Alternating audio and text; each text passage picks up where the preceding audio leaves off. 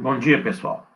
Hoje nós vamos terminar a nossa unidade 3, empregados e empregadores, com a conclusão do último ponto, que é terceirização trabalhista. Ontem nós tratamos aqui dos aspectos sociológicos, políticos, fáticos, econômicos da terceirização. E hoje nós vamos cuidar especificamente dos aspectos jurídicos. Até 2017, até a reforma trabalhista, nós tínhamos uma compreensão doutrinária e jurisprudencial em torno do tema, no sentido de permitir terceirização em atividade meio e proibir terceirização em atividade fim. Então, até novembro de 2017, nós dividíamos a terceirização em, aspas, lícita ou ilícita, de acordo com a sua consonância com o disposto na súmula 331 do TST.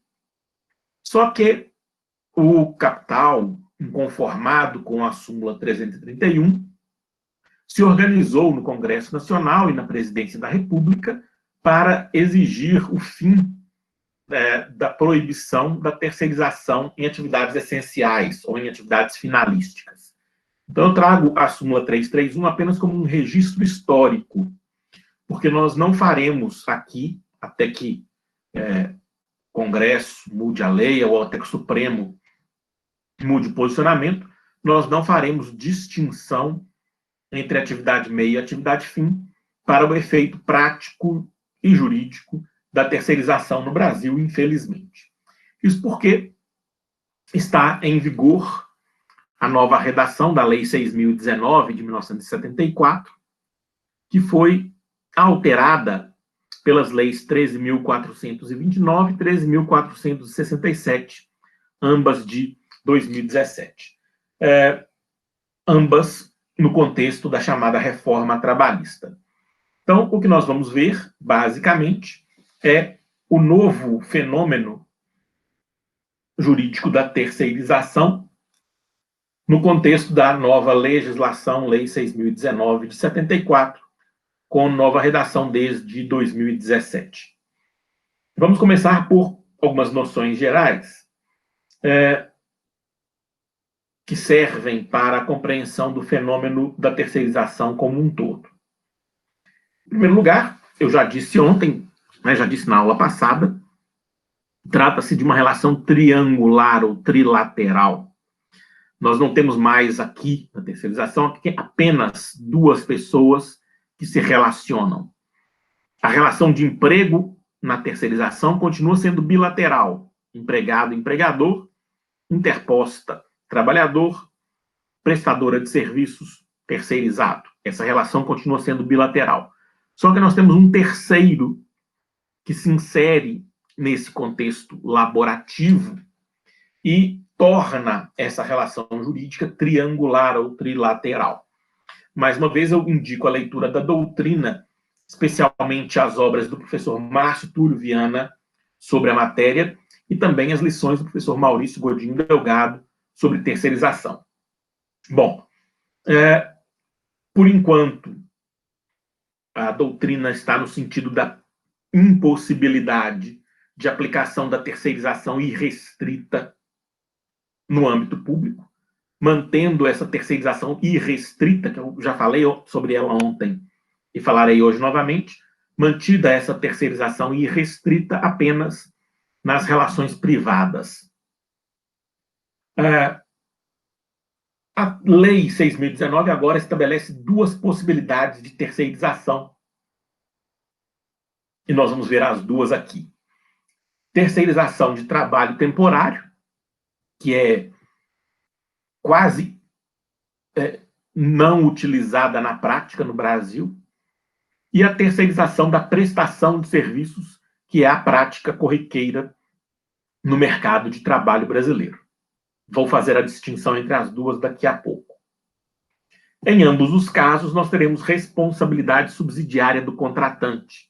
Isso quer dizer que, se o empregador, que é a sociedade empresária que faz a terceirização, não cumprir com as suas obrigações para com o trabalhador terceirizado, quem vai arcar com esse ônus, se instado a fazer o pagamento em juízo trabalhista, será o cliente, o tomador dos serviços, aquele que, no final das contas, se apropria, se aproveita da mão de obra terceirizada.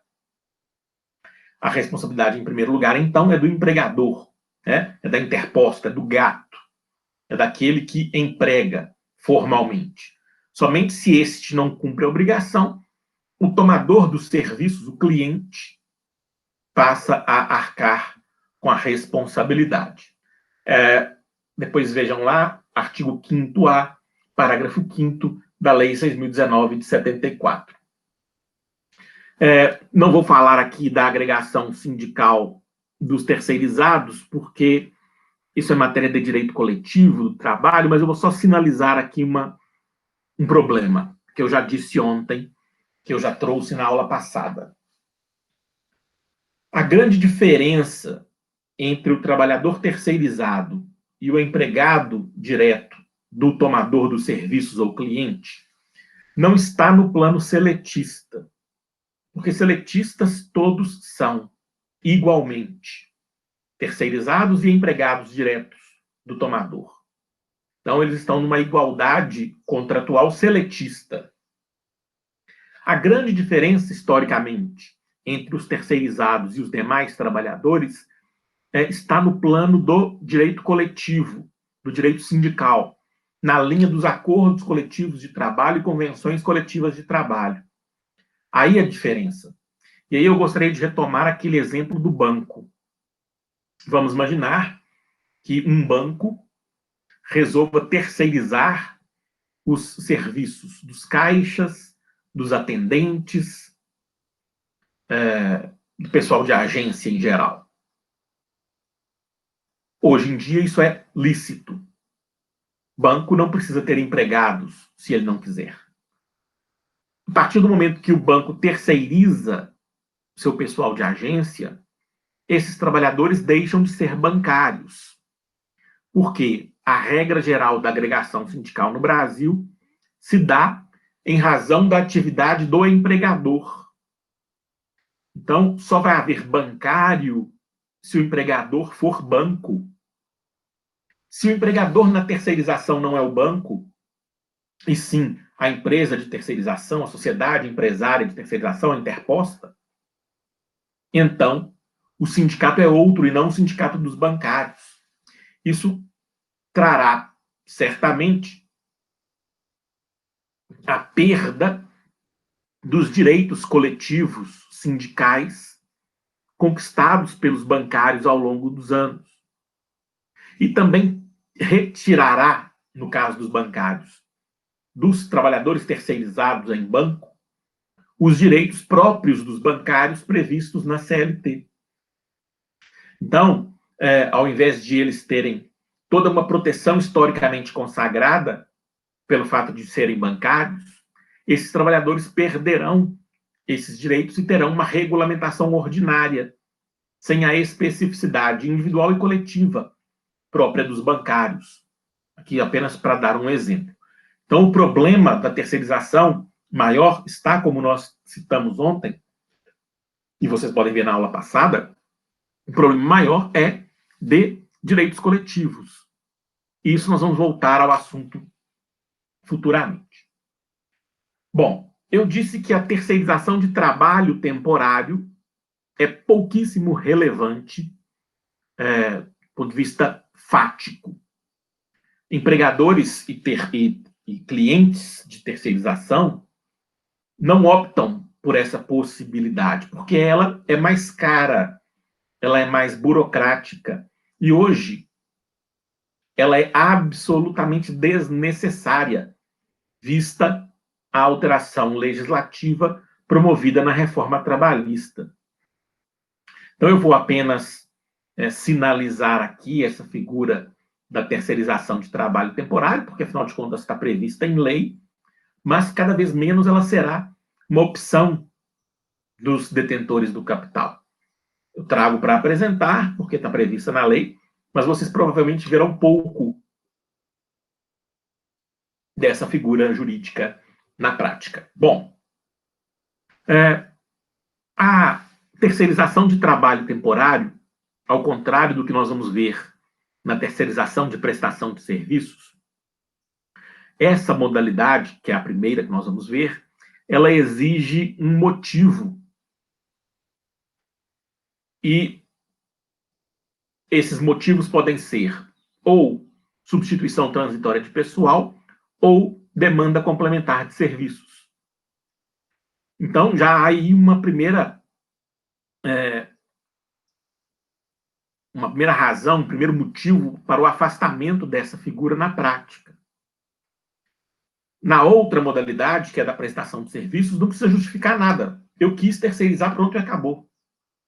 Aqui não, tem que demonstrar que faço a terceirização porque substituo o pessoal ou porque tive demanda complementar de serviços. O principal problema para refutar, para afastar na prática essa modalidade é aquele motivo previsto no artigo 12 da Lei 6.019 de 74, que é de isonomia remuneratória. O terceirizado tem que ter a mesma remuneração do empregado direto. Então, esse motivo por si só já afasta a vantagem da terceirização, daí ela não ser muito utilizada. De qualquer modo, como referência, o artigo 4º da Lei 6.019 define quem é a empresa de trabalho temporário. O artigo 9º, parágrafo 3º, diz que pode haver terceirização em qualquer atividade no trabalho temporário.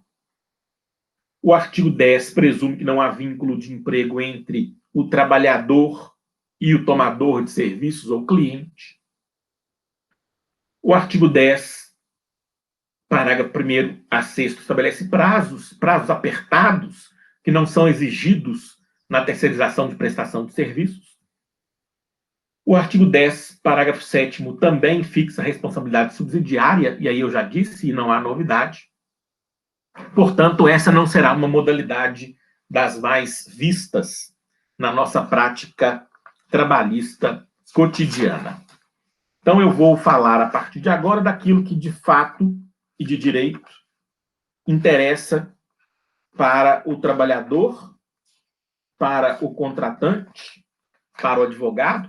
Na verdade, interessa para o trabalhador no sentido de que ele vai ser exigido, né, nesse contexto de terceirização. Não porque interessa no sentido de ser bom para ele, que é a terceirização da prestação de serviços.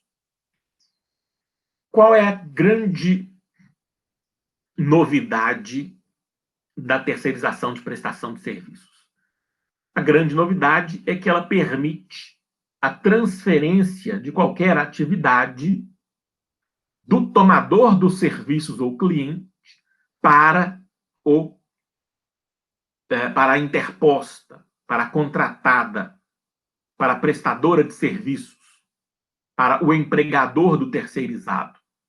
Então, o banco transfere para a prestadora de serviços as atividades dos caixas, dos atendentes, do pessoal de agência.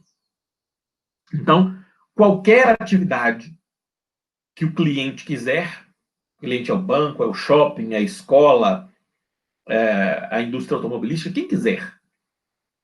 Esse cliente, tomador de serviços, ele transfere para quem ele quiser atividades. Olha, eu não quero contratar professores, sou escola privada, não quero contratar professores, vou contratar uma interposta que vai contratar professores para mim.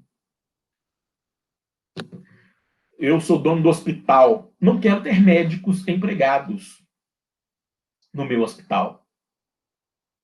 Muito bem, eu contrato uma outra sociedade empresária que ela vai contratar médicos para o meu hospital. Ou seja, a lei agora permite o que antes a estrutura jurídica brasileira não permitia, que é uma liberdade irrestrita na terceirização. Eu posso terceirizar o que eu quiser. Teses de inconstitucionalidade estão sendo defendidas e normalmente rechaçadas, infelizmente. Também permite a lei a subcontratação, quarteirização, quinteirização. Imagine o seguinte: um grande banco resolva não ter mais empregados bancários nas agências. E aí ele, para o Brasil inteiro, contrata uma interposta, né? Contratada, como diz a lei. Uma sociedade empresária de prestação de serviços para fazer a contratação do pessoal de banco para esse banco que não quer mais ser empregador. Essa sociedade empresária interposta, prestadora de serviços, que vai prestar esse serviço para o banco, ela pode dizer o seguinte: olha, esse banco tem centenas de agências no país inteiro e eu não quero estar no país inteiro. Então, eu, prestadora de serviços, vou contratar uma outra prestadora de serviços, uma subcontratada, uma quarteirizada, em cada estado da federação. Então, em Minas Gerais, vai ser uma outra sociedade empresária que vai cuidar disso para mim. E aí, ok. O trabalhador será empregado da quarteirizada, da subcontratada. E assim sucessivamente. Se essa aqui que vai prestar o serviço em Minas Gerais também não quiser fazer no estado inteiro, ela contrata uma outra sociedade empresária em cada cidade em que há agência. E aí vai ser quinteirização, né? Uma subcontratação. E aí o trabalhador daquela agência vai ser empregado da agência, da empresa prestadora de serviços local, lá da cidade de Ouro Preto. Na quinteirização. Tudo isso dentro da lei, né? Tudo isso permitido pela reforma trabalhista. Agora, só um detalhe que eu já disse na aula passada. Banco, primeira contratada, segunda contratada, terceira contratada. No final da fila, o trabalhador. Todos os quatro têm que ganhar primeiro, né? Os quatro da frente não vão fazer uma quinteirização para perder. Então, se os quatro da frente têm que ganhar, o último da fila vai perder e vai ser muito. Mas o Congresso não se preocupou com isso. O presidente da República da época, golpista, o Temer, não se preocupou com isso. Então, tá ótimo desse jeito. Não há, então, vínculo de emprego, nos termos da lei, entre o terceirizado e o contratante dos serviços, o tomador dos serviços, o cliente. No nosso exemplo aqui, não há vínculo de emprego entre o trabalhador da agência bancária e o banco. Vejam, você será atendido na agência por uma pessoa que vai falar em nome do banco e não é empregada do banco, que sequer é bancária, essa pessoa. É isso que nós temos. Regra do artigo 4º-A, parágrafo 2º da nova redação da Lei 6.019 de 1974. Eu não vou aqui me estender em relação às teses contrárias a esse entendimento, mesmo porque nessas aulas virtuais do PLE, o nosso espaço de debates ele fica restrito. Mas lá na plataforma Moodle, eu trouxe para vocês vários textos sobre isso. Também não vou me ater porque, infelizmente, o Supremo Tribunal Federal já disse em outra oportunidade, não especificamente sobre a nova redação da Lei 6.019 de 74, mas o Supremo já disse em outra oportunidade que é possível terceirizar qualquer atividade privada. Então, eu vou apresentar as teses contrárias nos textos escritos, e elas estão lá nos textos disponíveis na plataforma Moodle. Podemos também debater isso lá na plataforma, mas eu não vou aqui me estender. Estão aqui algumas teses no slide que trago para vocês. Qual é a essência, então, já disse aqui, econômica da terceirização? Pagar menos para o terceirizado do que pagaria para o empregado direto. Isso é que sustenta a terceirização. E o legislador afirmou isso, que não precisa haver pagamentos igualitários, porque a essência da terceirização é o tratamento desigual entre terceirizados e empregados diretos. Essa regra está lá no artigo 4º-C, incisos 1 e 2, artigo 4º-C, que você vai ver da Lei 6.019, não é necessário o pagamento de direitos iguais, com poucas exceções, também lá do artigo 4º-C, e aí vocês vejam a regra geral, que é da desigualdade, e as poucas exceções que estão relacionadas à saúde e segurança do trabalho, por óbvio.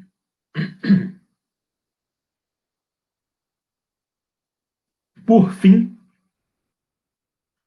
a lei criou uma quarentena para que um empregado direto se torne terceirizado. Por que a lei fez isso? Vejam que situação estranha. Olha, disse o legislador, é melhor nós criarmos aqui um prazo de adaptação, né? Um prazo para que do dia para a noite não haja a transformação de empregados diretos em terceirizados. É quase que uma confissão de que o novo modelo é tão ruim, tão gravoso, que ele deveria ser limitado no tempo para os atuais empregados diretos. Então, o que a lei fixou lá no artigo 5º-D? Mais uma vez, o banco. O banco resolveu terceirizar todos os caixas do banco. Ele pode dispensar aqueles caixas todos hoje e contratar outros amanhã. Isso não tem problema. Mas ele não pode dispensar o caixa fulano hoje e determinar que fulano seja contratado como terceirizado amanhã. Porque para essa situação há um prazo de 18 meses de quarentena. Então, para evitar que do dia para a noite os empregados diretos fossem transformados em terceirizados. Mas nenhum problema em tornar ex-empregados diretos ou empregados diretos em desempregados. Nenhum problema. Muito bem, para terminar, porque mais uma vez a internet não está boa hoje, um ex-empregado só pode ser contratado, só pode ser interposto, só pode ser sócio de sociedade empresária de terceirização depois de 18 meses. Eu, mais uma vez, indico a vocês a leitura da doutrina, peço que acompanhem a jurisprudência e que façam os exercícios. Eu sigo à disposição, peço desculpas pelos problemas técnicos que tivemos hoje durante todo o dia, espero que amanhã tudo esteja em ordem novamente. Muito obrigado, até mais.